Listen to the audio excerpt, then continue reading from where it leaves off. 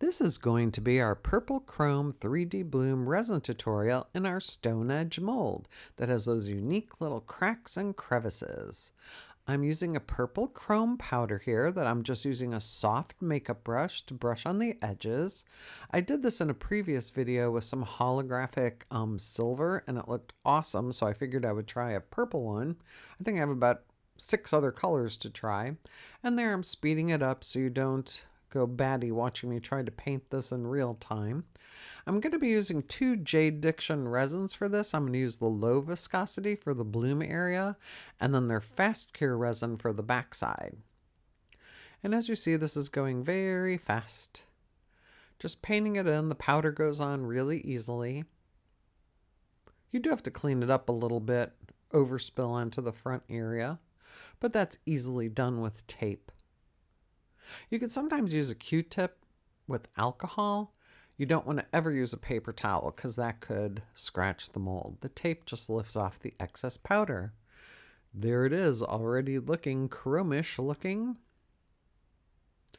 I mixed up about 3 ounces of resin, I think. Well, actually, I probably had about 4, but I only poured 2.5 there. It's enough to start going into the edges and leave me enough room to do the bloom. And I put a little crushed glass and glitter in there, and it leaves me 0.68 for my white, which is Castin craft, and I use 6 drops in that 0.68.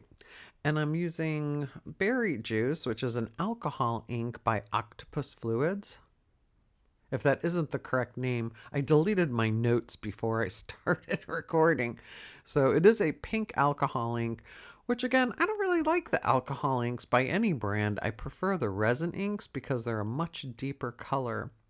And there I've got the white in a piping bag, and I'm just going to pipe concentric circles.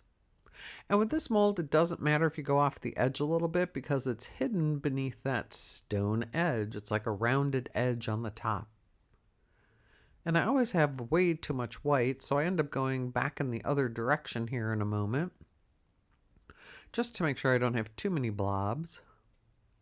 Although there's 1 or 2 right there. And I always use up that whole 0.68 ounces on top of the 2.5 ounces of clear resin with the alcohol ink in it. Just getting rid of those 2 little blobs, and then I'm just going to draw in my lines. From 12 and 6, 9 o'clock and 3 o'clock. Going from outside to in, and then I reverse it from inside to out. I don't know if I thought it showed it there. I waited till the resin was about 35 to 36 degrees Celsius. We're having a little bit colder weather here in Florida, so resin is acting kind of strange for me now. The white didn't come out as white in here for some reason, even though I warmed this up. I think I even put it in my bubble remover machine for at least 5 minutes. But the colors are holding. The Octopus fluids, the colors don't dissipate like cheaper alcohol inks do. Once that's set up, I have my Blackish silver mica from Amazon, and there's some twinkling silver star. I used 2 large scoops of the black and 1 tiny scoop of the silver, and that's in 5 ounces of resin for the back. It's not a solid back. It definitely has a shimmer to it, and the 1 little scoop of that twinkling silver star mica, my favorite silver mica, really brightens it up. And then it's time to demold. The next day, the fast cure resin does cure fast. That turned out really pretty, but those stone edges still need a little something something. So I took my Deco Color Extra Fine black pen, and I'm just coloring in the cracks. The extra fine pen fits perfectly in here. If you didn't want to go line by line, you can take acrylic paint in any color. Here I'm using black just to give it some depth. The pen wipes off very easily, but you can actually just paint over the whole surface.